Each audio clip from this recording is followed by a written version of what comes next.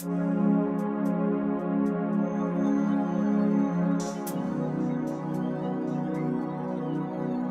sister, Corporal Boucher, she's been deployed for about 7 months now. It's a surprise, but her mom is here to see her home, and out of the 3 deployments she's been at, this is the first time her mom was able to make it down to see her and welcome her back home. So we're pretty excited to see how it's going to be when she gets off the bus and she sees mom is here to welcome her.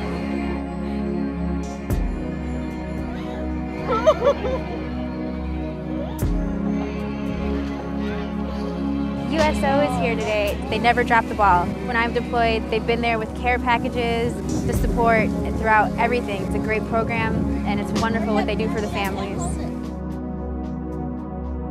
My husband, Sergeant Richards, is currently deployed. After his last deployment to Afghanistan, he was injured very severely, and we had a lot of support from the USO. This last deployment has been really tough for us because of what happened during his second deployment. So it was really hard to let go. Knowing that there was an organization and a lot of people that really cared and gave sincere support really meant a lot to us. I think the most important thing that the USO has done for me and my husband during this deployment is providing a communication link between us through the Smiles Over Miles program. Through the United Way and the USO support, I feel empowered.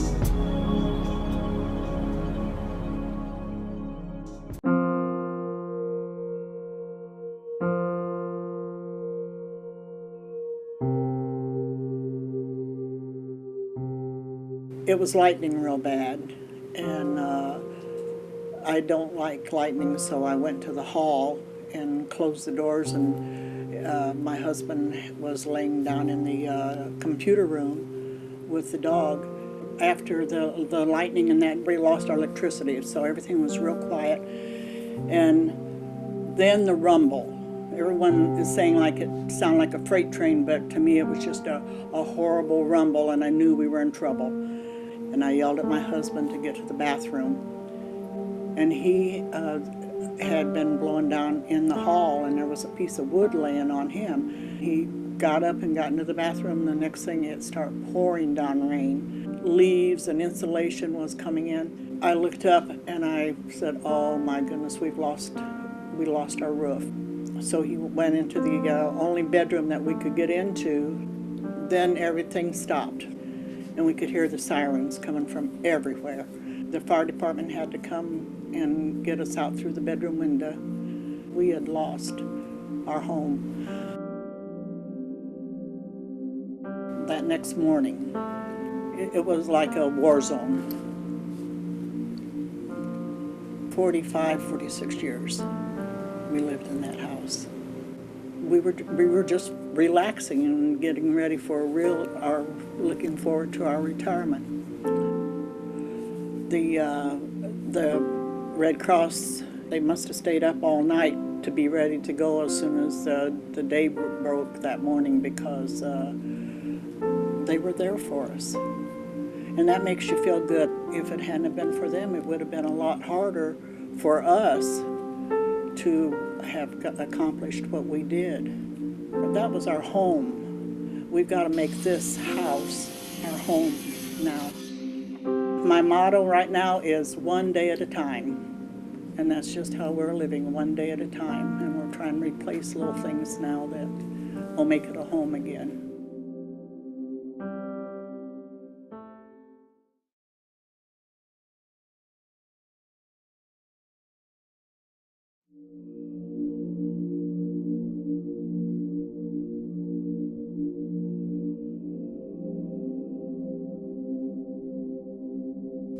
Hi, my name is Abigail, but all my friends and family call me Abby.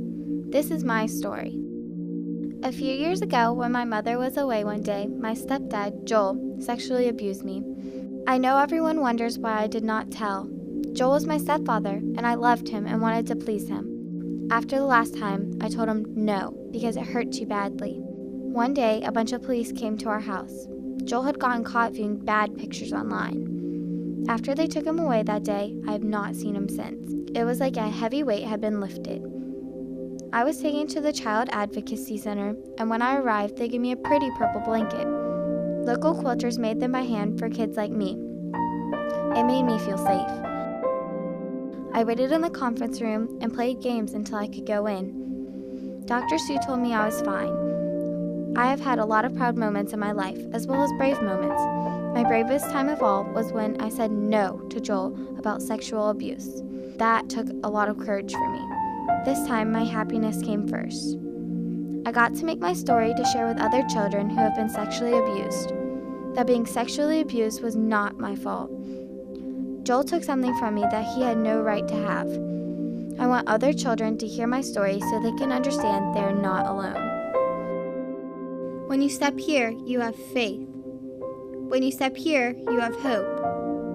When you step here, you are not afraid. When you step here, you are ready.